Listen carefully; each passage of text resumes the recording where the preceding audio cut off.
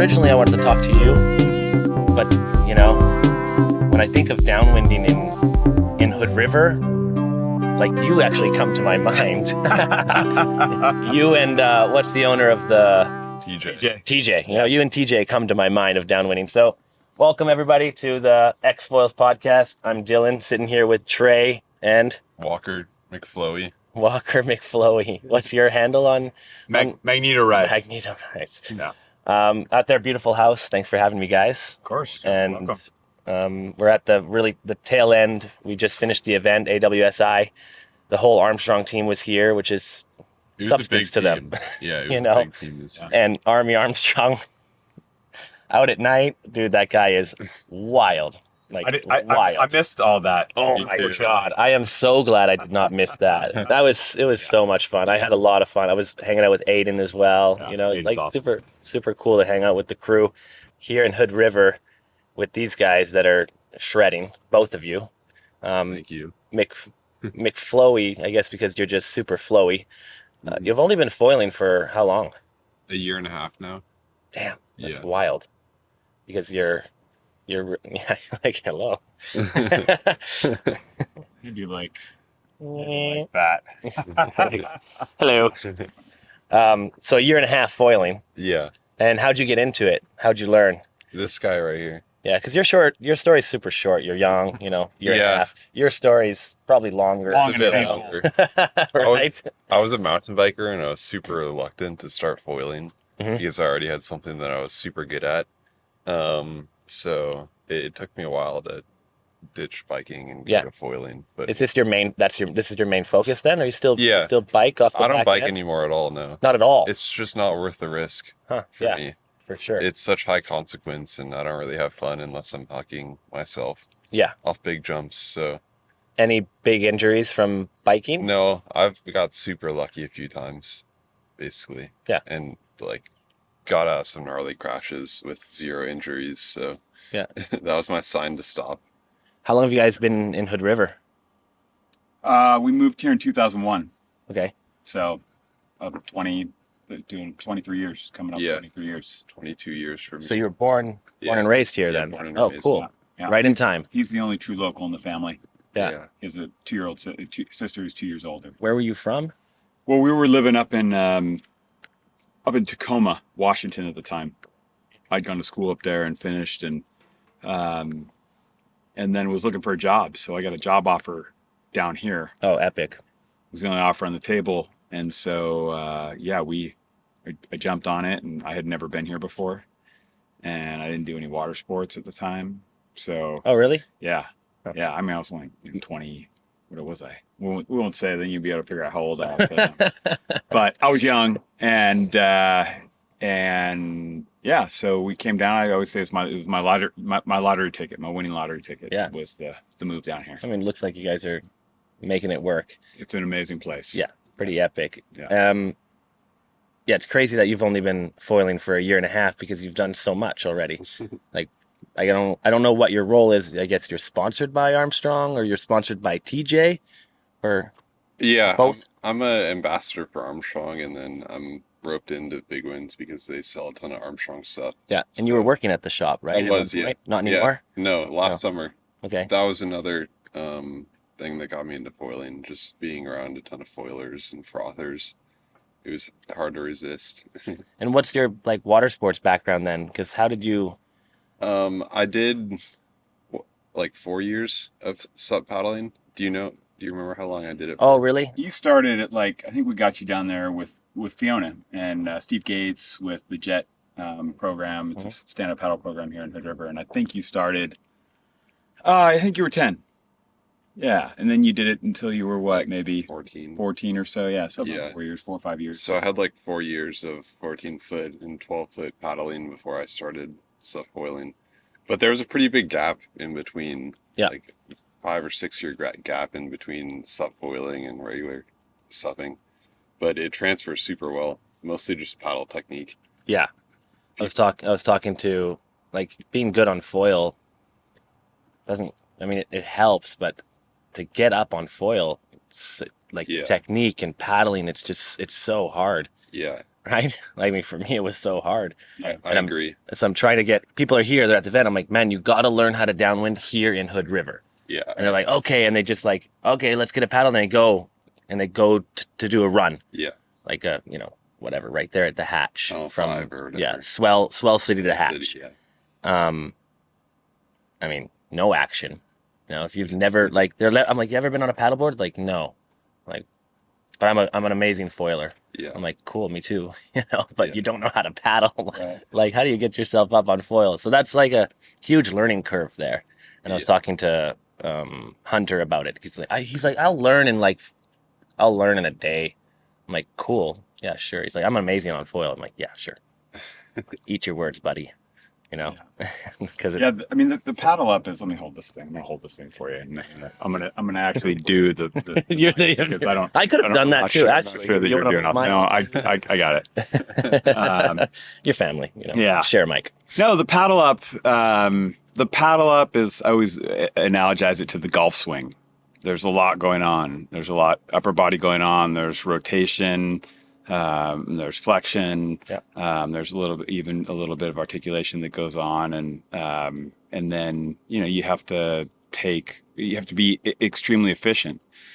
So learning the paddle up is challenging, but the second thing then is just learning how to read the waves. Yeah, and be on foil and manage that. Yeah. And that takes people a long time too. Some people, if you already have experience in the waves, then not so much. Yeah. But yeah, definitely the Gorge is a great place to learn. I mean, if you can't learn here, you can't Can't do it anymore. you can't do it anywhere. Yeah, I mean, It's so easy. not like in a week. Like, if you come here for a week and you don't learn how to downwind and you've done it every day, that's fine, because it could take you more than a week. But if you live here for a year or whatever, and that you're learning how to downwind and you can't manage how to downwind here, I don't think there's anywhere else that's easier to learn. No, Honestly, like it's a factor of the current. Yeah. The current just helps the waves kind of stack up and build energy and hold energy, and they don't move particularly fast, unlike an ocean wave that, I mean, the bumps, the groundswell Maliko coming in at 20 miles an hour. Yeah. Which a lot of people don't understand who don't downwind. I mean, you see a wave break on the reef and it's not going 20 miles an hour. It's, unless it's a deep water break like Jaws when it's firing. But, generally speaking, if you're in a 3, 4 foot deep reef, the wave is slowed down quite a bit because of the reef. Yeah. And so you just don't see that. And that's what the waves are like here. They're moving at, maybe 12, 13, 14 miles an hour tops. So you can just hang in the pocket. so much fun. Yeah. No, it's good. How'd you learn how to foil then? I started with subfoiling, and I did that for 2 months, and then So you learned how to foil on a subfoil? yeah, kind of. I didn't know how to foil though. I could pop up consistently, but I had no idea how to foil. I'd ride maybe 200, 300 yards and then it would fall in. Which, I mean, just getting up 200, 300 yards and popping up with 2 weeks of experience is pretty impressive. I was doing pretty well, but I kind of hit this point where my foiling progression stopped. And I just wanted to get on the wing I wanted to get on the wing really bad, but he wouldn't let me, basically. Really? Yeah. Why is that? I remember not letting You you- were so against the wing. Come on. You're like, just keep paddling, you got it, you'll get it. And Maybe I said that. yeah, you did. He was like, wing foiling's gonna ruin your pop-up. And Yeah. so But I came around, right? So I didn't listen to him, and he came around eventually, and I got on the wing foil, and that was huge for my progression. Yeah. I'd say I did 2 months subfoiling and learned the pop-up, and then a month of wing foiling and learned how to read the bumps and actually ride the foil. And then from there, it just clicked. So Yeah, and then he's like, 3 months in, ripping tips out, just I wouldn't crushing. say I was ripping tips out. But It was pretty close. Yeah. maybe another month from there. But the wing was key. I mean, and then when I saw him, Time on foil. when I saw him get on the wing and use it, then I was like, You don't wing then? no, I do. That's why were you against it? I don't understand. Well, I was just old, hardcore. curmudgeonly, whatever. I mean, but I saw the light, and so I got some wings. I got the first iteration of the duotone slick. Yeah. That's what I got, and I started using those. And same thing. I mean, I was already 3 years into foiling. Yeah. All paddle, which was a miserable kind So of you guys learned to experience. wing together. Kinda, yeah. Ah, okay, that makes sense Or- then. Did we? Yeah. I thought you learned how to wing before me. It's a blur. I might have started winging the year before, maybe. I can't remember. Okay. And then Yeah. maybe you progressed a little bit with me. Yeah, for sure. Okay. Then he taught me how to wing. Honestly, is probably what happened. Yeah. And subfoil. You. So I've definitely learned from McFlowy. You know, he comes home with some nice tips. We get the video of each other, and then he. I provide some good feedback. Yeah, absolutely. Yeah. Yeah, That's good.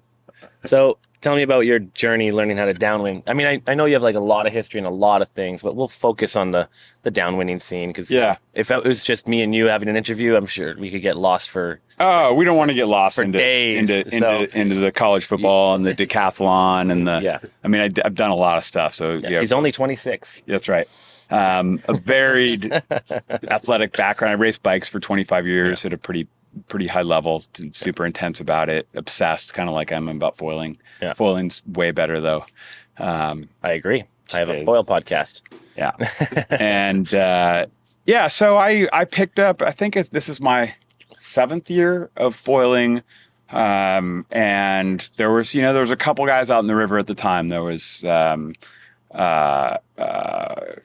Dan Gavir was out there, and Rod Parmenter was out there, and there were a few others, and we'd watch it, and I was fascinated. I wasn't doing any other water sports. I was subfoiling at that time, and I'd surfed a little. I'd started surfing when I was 30. Like foiling in the waves or So I was doing 14-foot, so downwind sup and sup paddling, paddling sup foiling. yeah, sorry, sup paddling. Yeah. And then I was sup surfing. So at that point I had a little bit of water experience, enough to, look at that and be intrigued. Yeah. And so the first board was a 6'3" production Kalama board. I think it was 29 inches wide. And 100, it was 29. I know. So God. I think it was 130. It's like this table. No, it was like 2/3 of this table, and it was rough. Horse. So it was super challenging. It was really hard to get a pop up. I was on the Maliko 200, But you're strictly learning how to foil, trying to sup foil down the river. That was all there was. Huh. That was the only foiling that there was here anyway. And people were already doing it, like getting runs, like getting on foil and doing runs. Yeah, down the Gavir river. and Rod at the time. Nobody Were they was kite foilers before. there. What avenue of foiling? I don't think they did anything. I don't think there were any kite foilers in the gorge. There might have been one or two. Yeah. Around. I'm just trying to think from myself. That's all. It's like if I learned how to foil on a sup, yeah, I would die. I don't think I could ever do it. But I don't have a paddling background, so it makes sense coming through that avenue. I just think it's extremely difficult, which it was. But well, the crazy thing about the progression is, but why can't you? At the time, is that we started with whatever, a 6 foot or 6'3" board, and then we started getting shorter. So I graduated to 36 wide. Yeah, right. No, I graduated to it was a Kalama Custom, and it was 5'8" by 27.5. I don't know how many liters it was. It was thin. It wasn't many liters. It was kind of a sinker. Damn. And good choice. Dude. I mean, it was fun. It was fun to ride. And then one time where are these boards? The Kalama Custom was sold a few times since then. I mean, it's been around. That's they cycle around. They're they cycle around. Yeah. And so then finally, Dave started making some longer boards. The next one that I got was a 6. He made me another custom. He made me what's your affiliation with Kalama then? Like why was it only Kalama? Nobody else was doing anything? Nobody really. There weren't many other options for downwind specific but boards. What were you guys supping the 15-footers? Were they SIC or? Yeah, there's the first board I had was the Kalama, that Imagine board. Oh, that's a Kalama. That's a Kalama. Oh, okay. And so then I've got an Infinity still. I don't know why I still have these boards, but there's a history. It's a museum of stand-up boards. Maybe it's all coming full circle. We'll all be back to just standing on. I was thinking I just put a foil on one of those 14-foot boards and ride it. But Try it. so anyway, that's kind of the progression, and then the boards start getting better. I got a board that the next custom Kalama was 25, was 6'2" or 6'3" by 25.5. That one got me going. My wife is now winging on that board. Oh, cool. I learned on that board. You learned on that board. Great board. Still going strong. And then I have another 6'3" that's 23.5 in the garage that I was just looking at going, maybe I should just sell that. It'd be a decent wing board. And then the proper board started coming out. And then I actually made a board. I made a board that was 6'2" at the time by 20. And that thing was actually pretty sick. So like that's like 7 boards or something you've mentioned. Dude. That's a lot. I'm just getting started. I know, but that's a lot of dimensions to remember. God damn. No, I'm a freak show. Yeah. And all right, let's say by board 3. Yeah. How often were you getting on foil? How are your runs? Were you? Yeah, I mean, there's still jokes about me bobbing down the river, and all my buddies, they're all windsurfers at the time for the most part. A couple kiters at the hatchery, It's doing nothing. It's so. I didn't realize, because I dropped off my friend, no sup experience, whatever. I'm like, you can do a tiny little run to Swell City, right down to the hatch. What is that? Not even a mile. So short, yeah. Right. Yeah. Less than a mile from Swell to Hatch. And if you're not getting on foil, it takes you 45 minutes. Yes. It's crazy. Yes. It's awesome, actually. It's perfect. It was so hard. There's so many days I came off the river and I was like, yeah, I don't think this is for me. I think if somebody comes here that's not used to it and doesn't understand that current aspect, which I wouldn't if I came here and maybe didn't talk to anybody. I don't really do much research myself anyway. But I'm like, I do 10 miles, 5-mile runs in Puerto Rico takes me about an hour if I'm not getting on foil. An hour and 25, right? Depends on how, when I was learning. And then you come here, it's not even a mile. It's like a half a mile, takes you 45 minutes. It's kind of cool because there's not much distance. You get a lot of repetition and practice in, right? Like that's why people are just doing laps at the hatch because the current can take you up. You just try, and then you're right at home. You don't feel like you're being exposed, and you're out there. And downwinding here is different because you're in a river. Downwinding in Puerto Rico, I was going by myself. No one was doing it. It felt, sketchy. I feel comfortable out there, but yeah, it feels sketchy. You're like, you sometimes think, and you're like, I'm falling off foil, and I'm like, my heart rate's 195, and I'm thinking, wow, I'm a mile offshore. Like, I don't know, what if I lose my board? What if things go through your head, and you're like, wow, I am out here. But the river, even though you've got a highway on one side, a highway on the other, you lose your board or whatever, it can still be sketchy, of course. But for me, it feels a little bit safer. Yeah, I mean, the environment, it feels safer. People die, people drown in the river. Yeah, 100%. It happens usually once a year. Somebody drowns in the river. Oh. So it's there's no lifeguards and stuff here, right? It's not like Coast Guard's out there and a little bit, and the sheriff's out there, and they're doing, but they can't cover the whole river. Yeah, no, of course not. So it can be dangerous. It just takes 2 or 3 things to go wrong consecutively, and then you can be in trouble. Oh yeah, I know where the edge is so close. Like, I'm a great swimmer, athlete. I feel comfortable in the water, and you get stuck in some grass with your foil or something, and I've got that new wing thing, and it's like it's sinking, and I'm trying to manage that while I'm in seaweed, and I'm thinking, this is not like, this could be potentially not, I don't know if it's life-threatening, but I feel, if I wasn't really comfortable and like relaxed, that I don't somebody could definitely get in trouble, Yeah, for sure. Yeah.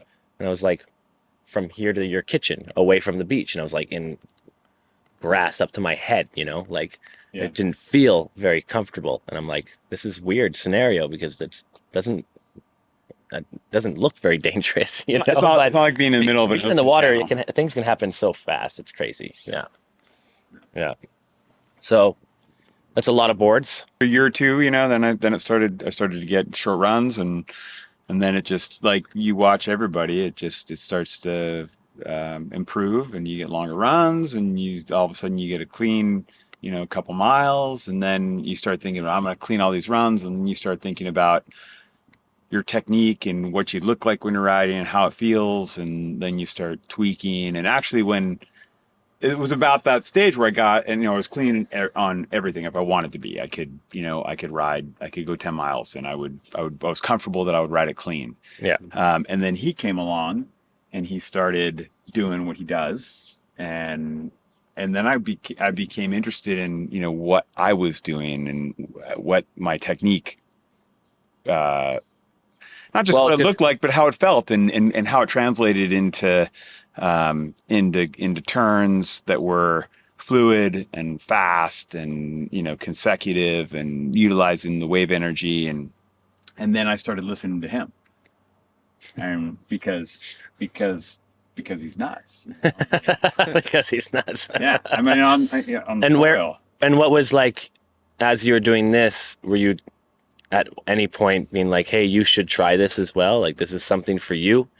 And So we have slightly different stories. I mean, I know that I was not pushing it on him. I mean, I was really passionate about it at the time. I think I might have said a few times, let's come. Yeah, you didn't push it on me super hard. You offered it up though a few times. Yeah. Yeah. And he was just kind of like, nah.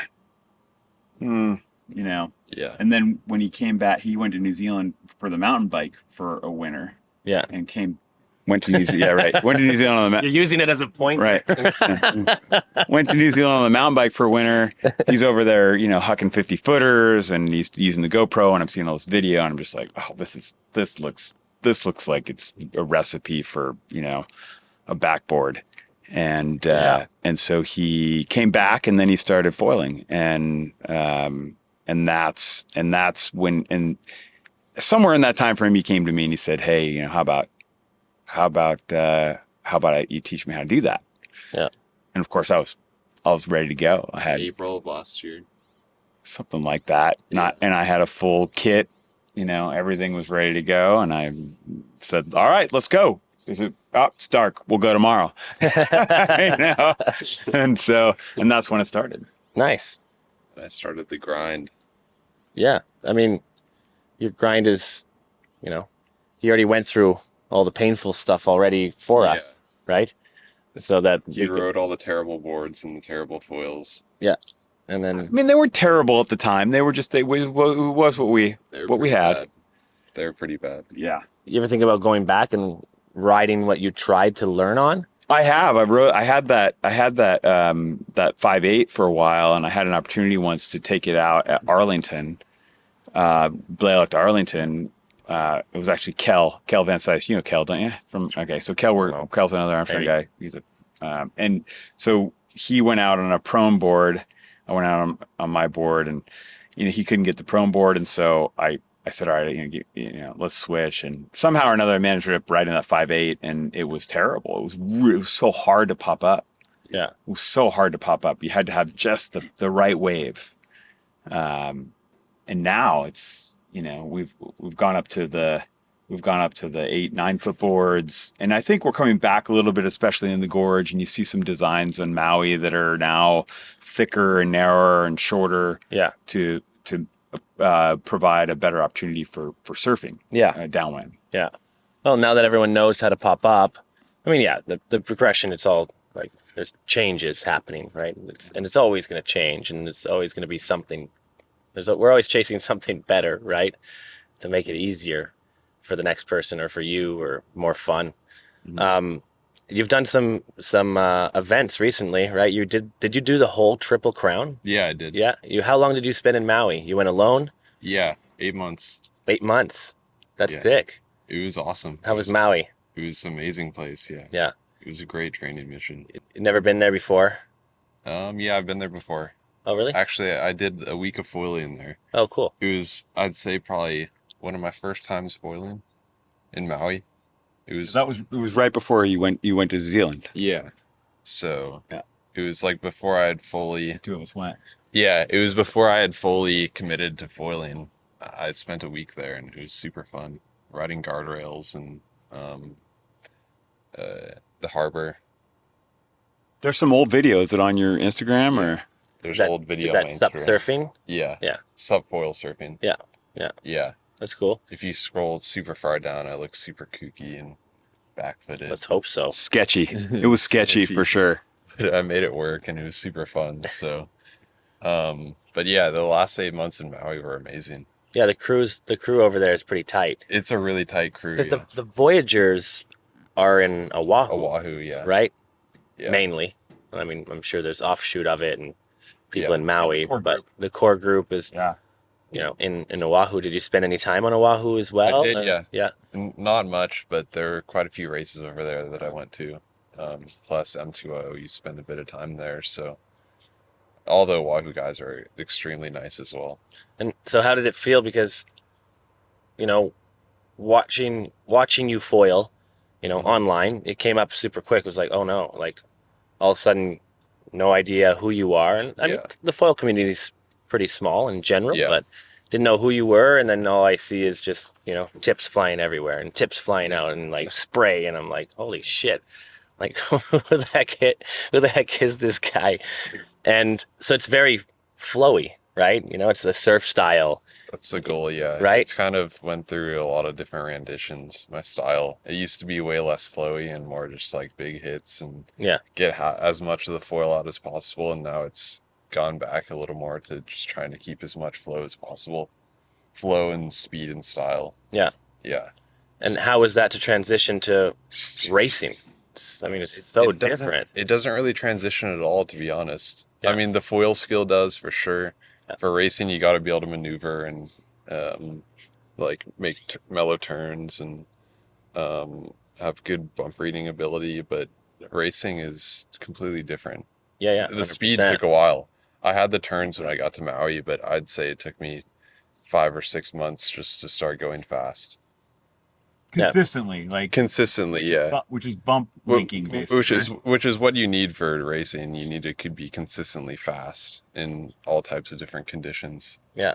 Yeah, Yeah, I don't love racing, me either. Yeah. It's not really my passion. It's more free ride. That's my passion. But racing is awesome. It's but there's also no free ride events. there's no free ride events. So it's kind of hard to. I know you've got to do it. Yeah. Right. I think you've got to do it, and you've got to participate in those things because that's Yeah. the only way to push the sport forward. And right now is that people are racing. That's where the sup foil kind of thing was going, and it's. I mean, it could go a bunch of different ways. I saw people racing flat water sup, pumping and like weird things. I was like, oh my god. Yeah. Let's hope not. No, let's hope. I mean, what do we have right now? We have Olympic canoeing and kayaking and sort of these flat water sports, No, you're and right, rowing, sure, and so yeah. let's have sprint subfoil. I mean, you could have if the foils get to a point where you can pump and ride a foil on flat water for an hour. Yeah, it's crazy. You could do a buoy race. Yeah. I mean, maybe that'll happen. Huh.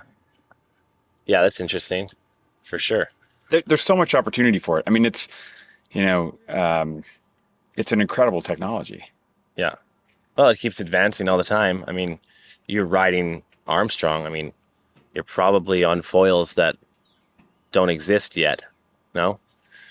Do they send you some stuff to test out or no? No. Super secretive. There may have been some foils. I'm not going to ask you anything. Can't say Like, that. I don't know.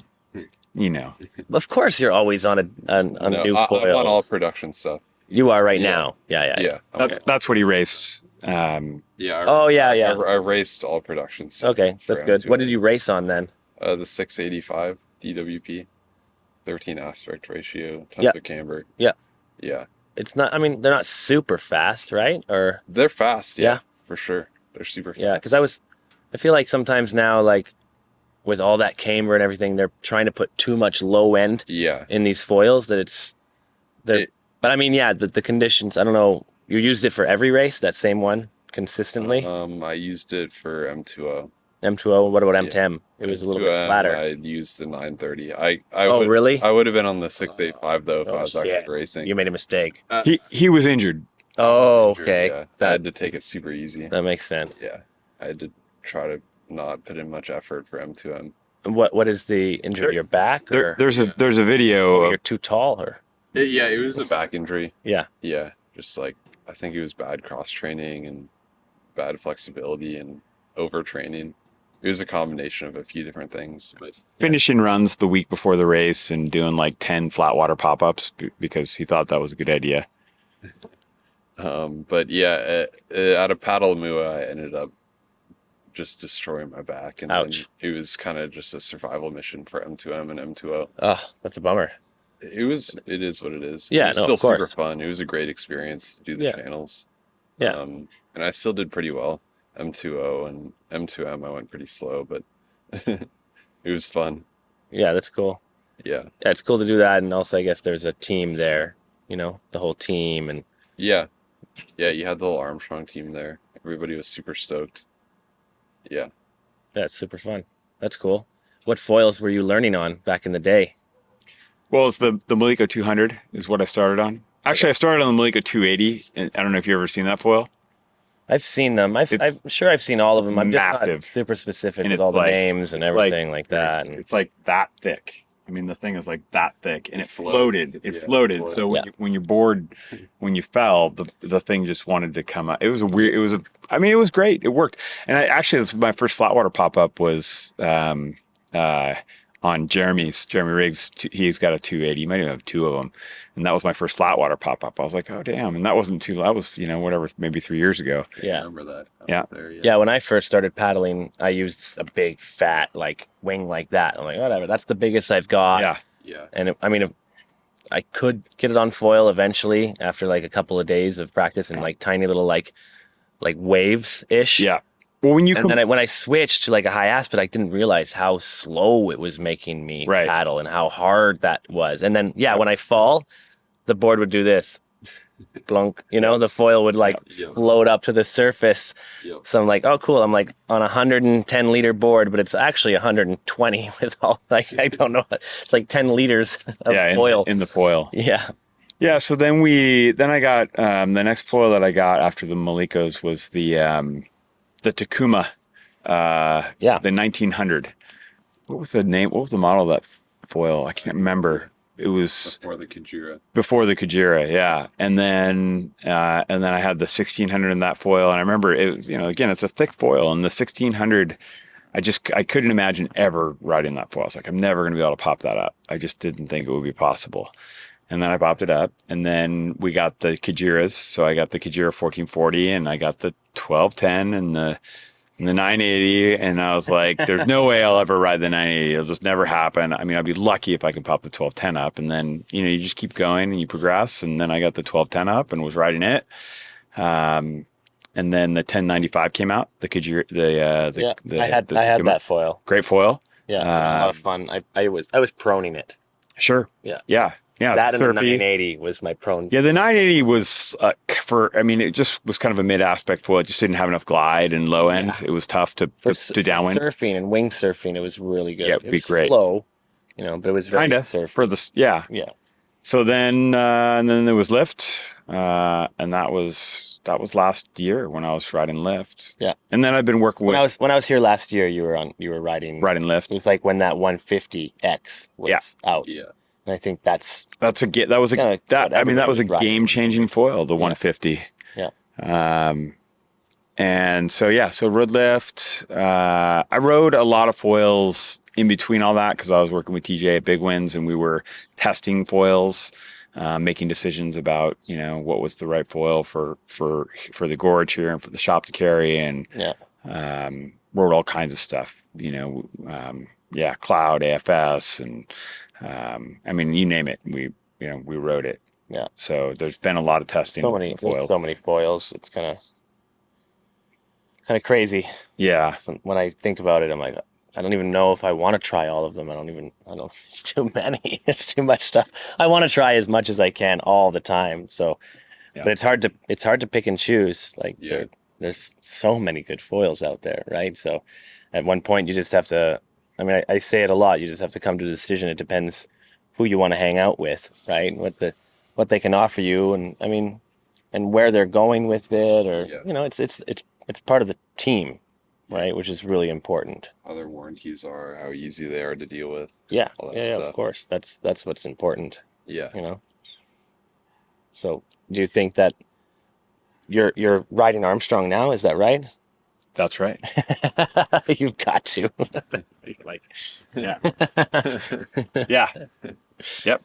and Riding what else? Armstrong. What else are you tinkering around with? I mean, you're not a team rider for Armstrong, are you? I'm kind of loosely signed up with Armstrong. Oh, yeah. that's cool. Right Yeah. on. Yeah. And what do you ride most of the time then? In terms of like the foil, which Yeah, foil? yeah. I just ride the HAs here in the river. Yeah. And They're fun and surfy. yeah, right. it's mostly 780 to 1080 depending on the conditions is what Yeah. I ride. And for flat water and dock start stuff, I like the 1180. It's a good foil for that. Yeah. Mostly ride the 140 tail. 795 mass, although he started riding the 865 because he didn't want to blow his Just to tip. keep my tips in the water. Keep Just, your tips in there. yeah. Why would you want to keep your tips in the water? Just so I can go faster. Yeah. Yeah. Yeah, that makes sense. Yeah. It's so hard to maintain flow and they pop out every single turn. Yeah. It's like a break. Yeah, yeah. I'm not sure if you noticed that going tips out. No, but for sure. You go Yeah. tips out and it's just like a break on your And then you foil. gotta, like, crazy. You got to get it Yeah. up and going again. Yeah, and then you gotta like get a pump into it or two just to get your speed going again. Yeah. But if you keep your tips in the water, you retain so much more flow. Yeah. And speed. We've got a clip of him. I've been flying the drone a lot, and I love it. By the way, I love flying the drone. It's super Cool. fun, almost as much as foiling. But so we've Really? got it's really fun. It's fun because I'm filming mostly for the reason I fly the drone is to film him. Yeah. And I've started to develop some competency, and it's It's like an art. it's a you know? video game and an art, Yeah. and it's foiling. So it's like, oh, this is perfect. Yeah, it's cool. And I also like when I'm like in the zone flying the drone and you're like, oh yeah, you're just all dialed in and you're not like, thinking about the sticks at all. You're Yeah. just flowing, and I mean, You can't. When I start thinking about Oh, the yeah. sticks, I crash it into a tree. Exactly. So we got like a 40-second clip of him, just nonstop turns on basically one wave, one or two Yeah. waves at Rufus, and it just blows me away that we can do that. And you talked about the tips. It's you can see that he's choosing when to let the tips come out, so that you can have a connection with the wave and know what your speed is, what the wave looks like, and do all that math, and it all happens like that without even thinking about it. Yeah. And here come the tips. Bam. Yeah. And then maybe it's again. And then there's a flow section where obviously there's some processor in his brain telling him that to keep the tips in. It's totally remarkable. I mean, once you get fluent enough with the foil, Yeah. and I have moments of it, I'm not like him, but I have moments of it where you're just like, you're not like the sticks. You're not thinking about it. Nothing is happening. You're not, there's no conscious decision making Yeah. going Yeah, yeah. on with what you're doing. Yeah. It's rhythmic and fluid. And I used to get it with the mountain bike, and I assume, you did too, in certain circumstances, but with the foil, it's just, it's epic. I don't know how it's possible, but I'm into it. It's a combination of like I'm still thinking about it, about all the things I'm gonna do, like going tips out. It doesn't just come naturally. It's not like a no thought process. Yeah. But it just takes a long time to develop. Non-stop foiling. A year and a half. A year and a half. It takes so long Yeah. to develop these skills. It's a been a long- lifetime for me. That's a long time. 12% of my life. That's it. I mean, you just turned 22, so that's Yeah. about right. Yeah. I've pretty much foiled every day since I started foiling, though. So Yeah. that gives me a massive head start. Did you foil today? No, there's Huh? no wind You see? today. Well. But if the wind comes up, I'll probably foil. Look, it's windy. Yeah, Let's go. It's windy now. Yeah. Well, if you weren't sleeping, you could, you'd know if it was windy or not. That's true. If I did not sleep in as late. Yeah, 14 hours is excessive. Yeah, it is. I agree. Impressive. Impressive. It's excessive. Yeah, no, I definitely don't know if I could sleep that much. Yeah. But, That's how you got so tall, I guess. Yeah. All that sleep. Yeah. Any like, I don't know, like disasters that you've had on the river learning, like some stories that In the river. right this year. I don't know. I've had disasters in the ocean. I don't Yeah. think we've had them in the river yet. Oh no? The river's so mellow. Yeah. I think even if you have a disaster in the river, it's like a non-issue because you just swim in. Yeah. I mean, we had a friend get a bone deep 4-inch long slice in his leg and lost 2 liters of blood. We've What- had friends get Yeah, so disasters. it happens. What's his name again? Andrew. Andrew. Yeah. Yeah. Yeah, I heard that. It's wild. Yeah, he's good. Yeah. Yeah. He's good now. He lucked out. He had a friend nearby, and they put a tourniquet on it, and he's in it healed, and I think he's doing fine. So that was good. Yeah, the response time to those things have to be like Yeah, all of that lined up Yeah. for him to make it to the hospital and still be here. It's a sequence of events that had to happen, yeah. I had a near disaster on the Maliko once with it was with Dave actually. It was Kalama and all those guys, and it was before he was foiling, and so I went out and if Dave will laugh if he watches this podcast and makes it this far into it, assuming you actually publish it. Yeah, we'll see. It's a 50-50. All right. And I went out and I'd been there. There had been a wind and it was big. It was ocean. It was winter, and I think it was January actually. And I had been sup surfing all week long. If wind finally came up, we rallied for downwinder, and I had this crack in my paddle blade. So we're all loading up in the truck, and Dave grabs the paddle, and I guess he looked at it and put it down. He looks at me, he goes, this paddle's got a crack in it. And I'm like, oh yeah, I've been paddling with us all week. It's been fine. And he looks at me and kind of laughs, and he just, knock on wood. And Yeah. And I should have. Someone said that the other day. He's like, I think my paddle's cracked. I should just buy a new one. Yeah, you should. I'm like, dude, just use that one. Like, use mine because Yeah. it's going to break. And he's like, I've been using it for 2 weeks. I'm like, yeah. And Exactly. It's definitely making it better Yeah. that you've been using it like that for 2 weeks. Yeah, so we got out, and I was at a point in my progression where I could do the run, but even without breaking the paddle, it probably would have taken me an hour and a half. So those guys were gone, and I came down a couple times, and I think I tapped the foil one more time, and it broke. It broke right in the middle of the paddle, and at that point it was a swim flipper, and so I couldn't get back up, and I was 3 miles into the Maliko, and it was like, I don't know, it was like 10-foot swell. It was proper, 10, maybe even more. It was big, and it was low tide, and I looked around, and I was like, I was all alone, and I was a mile and a half out, and I'm like, wow, okay, what do I do now? And so, had to make the call about whether you try and find your way in through the reef. Through the reef, yeah. Or I've just had to make that decision. just yeah. get it out and paddle. And so I was like, I'm just gonna paddle. Yeah. It took 3.5 hours. Yeah. It was terrible. Yeah. So it wasn't, it's a little creepy when you're out in the ocean and you can look down and you can see the bottom of the reef, and you're paddling along, and Can't get it in. You can't get in anywhere. There's big groundswell. Yeah. You're stuck out there. you get cheese grated unless you really know the reef. And I didn't know the reefs at the time. Yeah. Yeah, I had a shocker, the same. Big swells coming from different directions. Didn't break my paddle. I just could not get up. Yeah. I just could not. And I was exhausted, and it was just too bumpy and rough. The reefs were all blown out. Where we come in, there was a reef. And we were debating if we should go or not. It was really in the beginning. I was like, yeah, well, this is when we want a downwind, when it's big, We've been waiting for this moment. Yeah. And it was a horrible decision. It took me 3.5 hours. A big shark passed by me mid-run. Right. That freaked the crap out of me, and then didn't want to go through any of the reefs because I didn't know which one was going to be safe enough. I knew where I was going. At least I was going to get pounded, but I knew the reef, right? And got a 10-footer on the head 3 times, paddled in. I was like, holy shit. I'm going to be a lot more careful of and picky of what I go out in, Right. And yeah, it could have been worse for sure. It could have been better.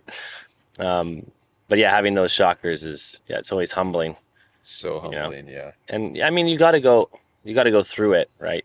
Like learning, like paddling for hours and hours and days, or like if you, sometimes I go out there and I don't get on foil, you know, I go winging or I don't get on foil for an hour. And because I picked the wrong equipment, or, you know, it happens all the time. But then at least next time I know not to pick that equipment and what conditions to actually go out in. And that's what makes you an extremely good foiler or good athlete, is because you go through all of those conditions, and eventually, you know, you look at it and you're like, I'm taking this foil and I'm, you know, or I'm not going to go out today, or I'm going to choose this equipment, you know. So, you know, it's all condition and equipment based. And I have a lot of bad sessions all the time. The river's easier because you're right there. You're stone's throw from the conditions, so you can see really at close up what the wave is doing. Yeah, yeah, and in the ocean it's so hard. You know, you don't know, like. Yeah, you're looking a mile. Ground swell, and like there's wind swell, and then there's like, and you just don't really know how it's gonna go. Like you just have no idea, and sections change. But here, the section, it's so hard to like predict the conditions here. For me, like when it's blowing like it was with Stevenson and Viento and stuff. Like I was driving today, it looked like there was white caps all over the river at one point when I was driving back from Portland, and I turned around the corner, it was dead flat. Like it's super weird. Like there's things that you get attuned to that so you know. Don't you think? Yeah, it takes a while though. This place you can't predict it. In 30 minutes, it can go from raging bumps to dead flat. Yeah, it's trippy. So is this like this last couple of days was like a heat wave or what is it? For this time of year, it wasn't that hot. Not too bad, yeah. Really? Sometimes it'll be like 110 for a whole week straight. No way. With no wind. It was really hot the past it was. couple of days. It's hot right now. Yeah, we got the easterlies, so that's nice. Yeah, it was fun. I didn't really get out to session. Are the downwind runs good when it's east? They're decent, You get some good stuff? Yeah, they can be fun. You don't have the current opposing the wind, which doesn't stack up the bumps as nice. Yeah. So I'd say it's more like a bay run, like you're doing a Kihei run in Hawaii. For me, Kihei felt like a Hood River run. It feels similar, yeah. Kihei is amazing. But yeah, I'd say the bumps just don't stack up as big. It can be blowing 20, but you'll only have like ankle high little shin biters, versus if it's blowing 20 at the hatch, it's like waist to chest high. The Voyager crew was here just before the event. They did like a camp or something. Did you help them with that? I was coaching for it. Oh, it was awesome. That's cool. Yeah, we lucked out big time. It was windy every single day. Yeah, yeah, it's perfect. How many people? I think it was 6 students. Yeah. Success? And huge success, yeah. It was nice because every coach had their own student. So it was just one-on-one? Yeah, the whole time. Oh, that's rad. So we got some super good like personalized training. Everybody got on foil by the end, so that's huge. That's rad. What do you do if you're not foiling? You're just sleeping? paddling. No, like in general. Like if you're not a foiler? Yeah. Me? You're in the gorge? Yeah. What do you do? Tons of stuff. Yeah, there's tons of stuff to do. You can ski if you like skiing or snowboard. In the winter, you can ride bikes. There's really good mountain biking. The gravel roads here are great, insane. So if you like gravel grinding, there's endless networks of gravel roads, so you could ride gravel for pretty much forever. So the summer's coming to an end, right? Yeah. September usually kind of the weather starts to get a little bit strange and starts to flatten out. Yeah. a little less wind. Yeah. More inconsistent. Do you downwind all winter? Just put on a hood? Yeah. Really? Booties and a hood, and you're good to go. And it's windy? It's inconsistent, but yeah, you'll have some of your best days in October and November. Nice. Couple days a week, and then the October and November it starts going out east. Yeah. And we can get some big days out there. Yeah. Like actually, so those can be some of the best days of the year, honestly, conditions wise. If you can manage the cold. Well, that's what'll get you here. No, if something goes wrong, being in the river. You stay pretty warm. You're in a 4.3 plus. The new suits are super warm, so you're kind of hot the whole time. I just don't like the cold. Yeah, I can't stand it. Yeah, me. I got a tub over there. We can drop some ice in there and.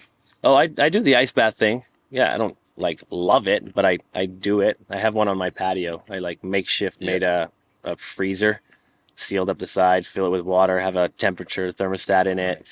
Yeah. Yeah, it's perfect, but it's the weather itself, like consistently, like getting up in the night and sitting on a cold toilet seat and like those things I just don't miss. It just being cold 24/7. Yeah, just always trying to stay warm. I feel like it just sucks so much energy out of me. It does, yeah. But on the other side, when you're in this hot weather, Maui, the weather is so beautiful. It's All the time. perfect. Perfect all the time. I had yeah. no idea because Puerto Rico is in the summer so hot, humid, and you go to do a downwinder, you have to stop and take a dip. If not, you'll die of heat exhaustion. Like it's so hot.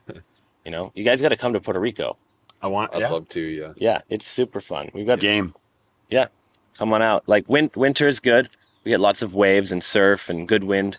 Summer is more consistent, but it's like no groundswell. It's it's kind of like, I guess Maui doesn't have much swell in the summer anyway, but we just don't get as much wind. It's like 16 to 20, but you guys would love the runs down there. They're really good. There's lots of different varieties. Our coast is so long and it's just so straight. So you get you can go in and out wherever you want. We haven't even figured out what to do there because there's only 4 of us, 6 of us, 8 of us, 10 of us now. And the downwind scene here is just so big. It's crazy. Such a scene. When does it kind of drop off here? Because around this time of the year. Yeah, people stop coming out because I always come here, I guess, when it's an event or it's special. But you go to the hatch and people are just doing laps all day long. Like, what's your record of how many runs you've done in a day? He's got the record. I've done 14 tunnel 4s in a day. 14? Yeah. That's wild. How many miles is that? It's not that many miles. It's like 3. About 50 miles. 50. That's still a lot of miles. It's a lot of miles for lapping, yeah. Yeah. That's 50? Is it? How many miles is a tunnel 4? It's like 4 4 miles, half, I think. Yeah. Down to the lower part of the hatchery. And then, do you ever let you track your sessions?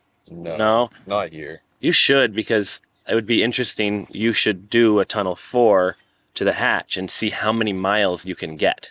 Yeah. Like, can you turn that into a 10-mile run?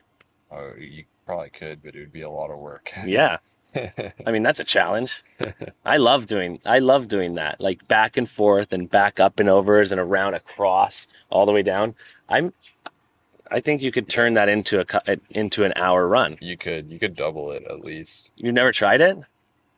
I mean, you thought about it? I just want to rip waves, dude. Yeah, I mean, I just don't want to pump or go backwards. I just want to shit. get in some nice pockets. I say that it's because I don't want to get in the car and shuttle again. We can't. Puerto Rico, it just takes so long to get back up and do the whole thing. It's done it. So I try to make my runs as long as possible. I don't care if it's work. It's just more time on foil, and I get to. My adventure is extended. Yeah. So maybe it makes sense that. Yeah.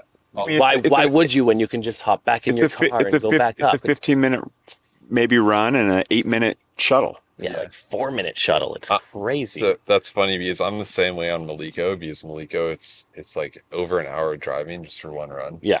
You drive 30 minutes to the harbor, 30 minutes to the goal. It's easier. It's easier than Puerto Rico. Ours is still longer. Oh, no way. Yeah. Yeah. Well, anyways, it's like an hour of driving for 30 minutes of foiling. So yeah. You just want to maximize your time on foil.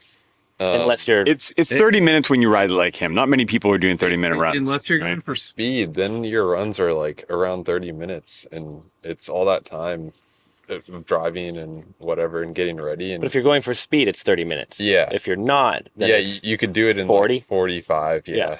So you get an extra 15 minutes, which is that's what I like to do. Just extend the run, make a lot of turns, hit up the reefs. How were your logistics back in the day? You're just exactly the same as they are now. Just drop yourself off, get out. Well, yeah, right. Because there were a lot fewer people, so we would coordinate. We got a little, OG text list, still active. Oh, really? Yeah, it's 13 of us, and then I do bike laps still. I'll leave the bike and shuttle myself up, and then do the run, and then leave the board, put the bike, take the bike back, put the bike in the car, come back, get the board, do it again. Yeah, Slap. that's cool. Is it an electric bike? No, Oh, you're just cycling. it's a 2-sport day. He's a beast. He used to race bikes. Yeah, it's good. That's crazy. Just leave a pair of flip flops, and I use flat pedals. Clip in. No need to clip in for the sub foil venture. That's fun. I always look up at him. I'm like, God, I need to like sit up straight. Yeah, tall. How tall are you? 6'2", 6'2". maybe 6'3".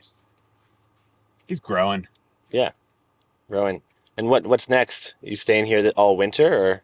I'll probably stay here until December and then go back to Maui and train for M2O, M2M. Time to go fast. Yeah. Yeah.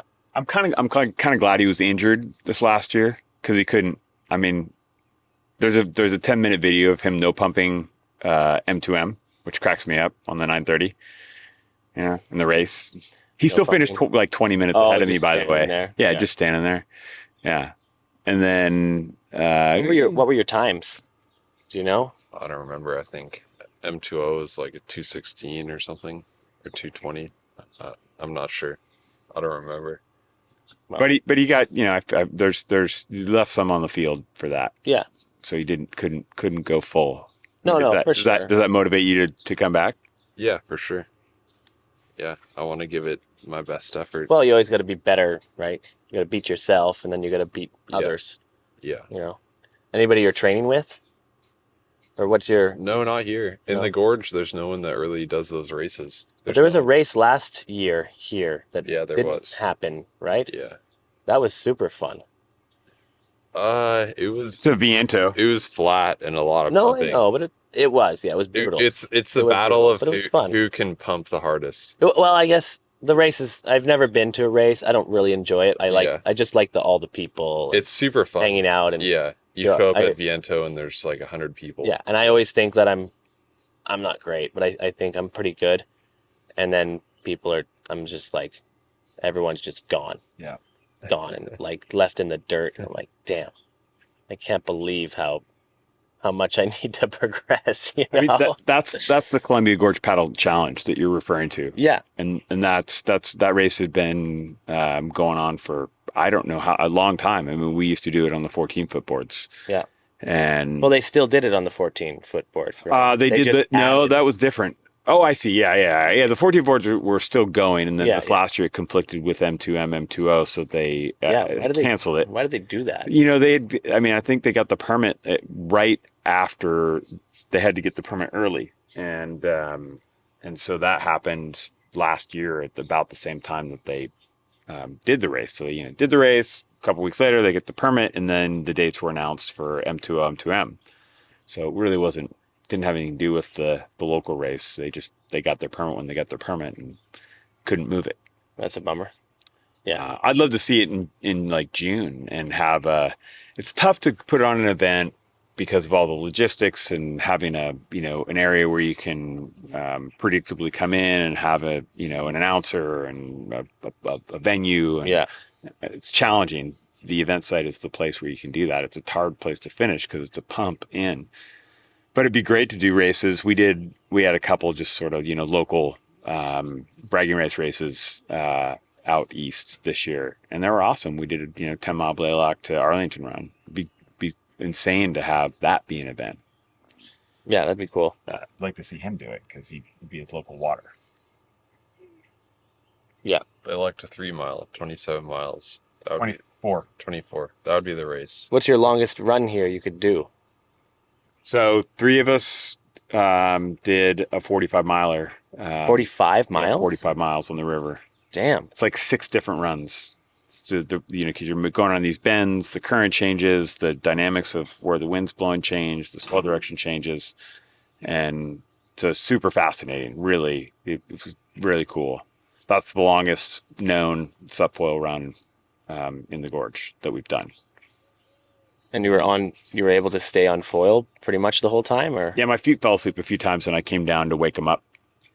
That's too far. Yeah. It's too far in the Gorge because there's so many bumps. You ride so many waves in that period. When you just relax and you have to stop and just stand there and be like, I mean, the ocean. I don't want to surf anymore. You can do a 45er in the ocean, and big, long, Yeah. fat waves, and you can just stand. Way harder in the ocean. You think it's harder on the body? Way harder. To do what? Way harder in the ocean. I mean, I watch To just stand there? Just no pump and just stand there. Dude, I did not no pump M2O. M2M.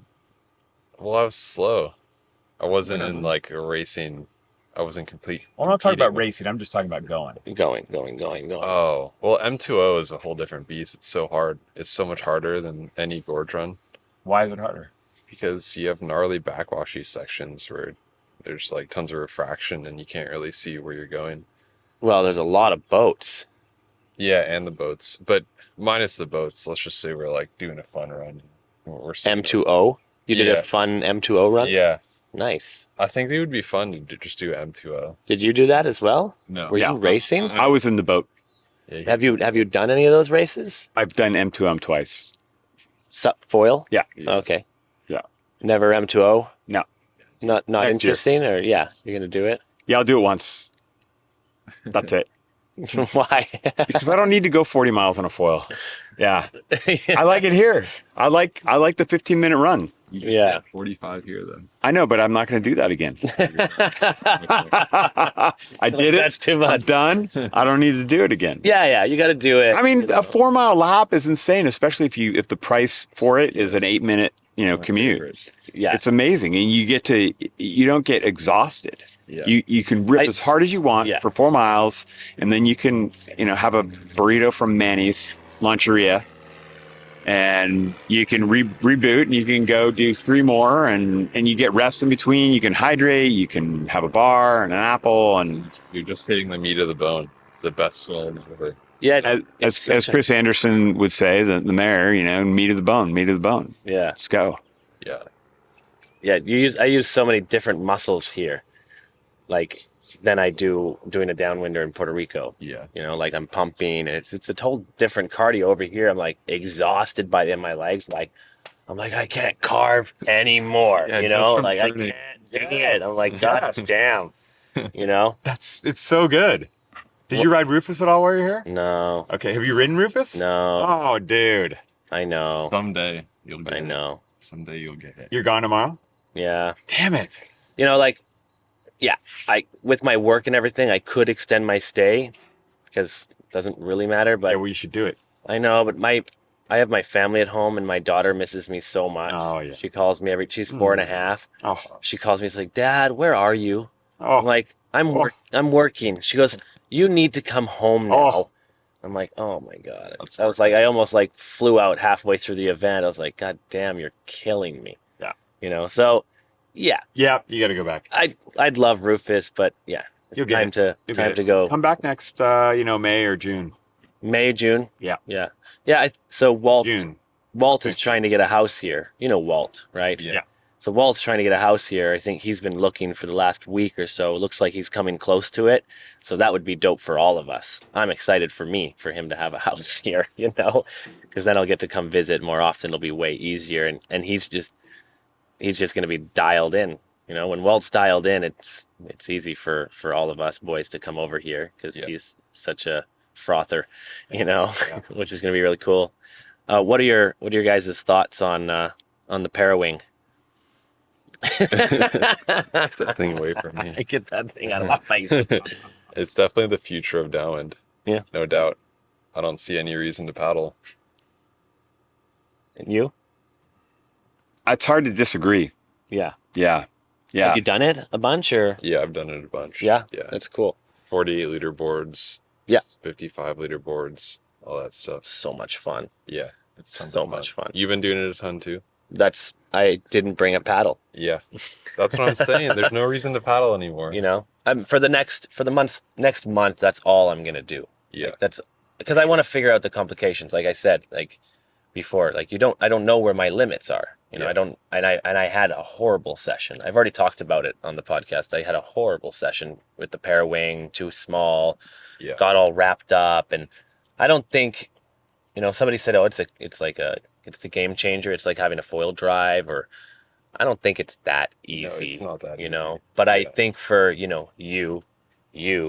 for me, for the boys that are already downwinding, Yeah. why not? My Yeah. God, it's so I agree. cool. And It's even so for much people fun. learning, I think for people learning, just skipping the whole paddle progression Yeah. and going straight to pocket wing or whatever Yeah. is the way to go. Yeah, I told. If you can wing already and you can get up on a wing Yeah. and ride some Even if waves. you can't wing, I don't know. regardless of what you do, I think it's way easier than paddling. If you had no foiler or paddle experience, I think it would be way easier to get into pocket winging versus paddling. I think you'd learn it faster. You'd be on foil getting rides quicker. Yeah, because you don't need perfect timing. Yeah, or and technique. You just You hold could- you just you hold could the do it- thing in the air. You could get up by accident, Yeah, with for it sure. being lit up, and then you could figure it out. But Yeah. it's still at that. I don't. Yeah, it's definitely easier than. It's still hard. Here's the hard thing, I think, for people learning is stowing the wing. Yeah. So to do things on foil is not easy. Yeah. Like if my shorts come undone. You just wouldn't stow it. Yeah, I think you just hold it in your hands. Yeah, right. You just wouldn't stow it. Yeah. Like that's. I mean, I know Right, I understand that the concept is to stow it, but you Yeah. just wouldn't. Yeah, you wouldn't. You just ride with it. Yeah. You just ride with it, hold it in your hands, fall in it, and drown. Like Yeah, get tangled that's up in all that's the it. lines. Can you You're done. imagine? I'm telling you, Get it's pounded by a hand Yeah. high wave. I think for- PFD. I think- you wear PFD. yeah. I mean, he wears a PFD in the ocean. Yeah, for sure. I wear like a little. I always take the rest tube thing. It's like a pop, Oh, yeah, like good pop idea. out inflatable thing. Yeah. Yeah. That's really cool.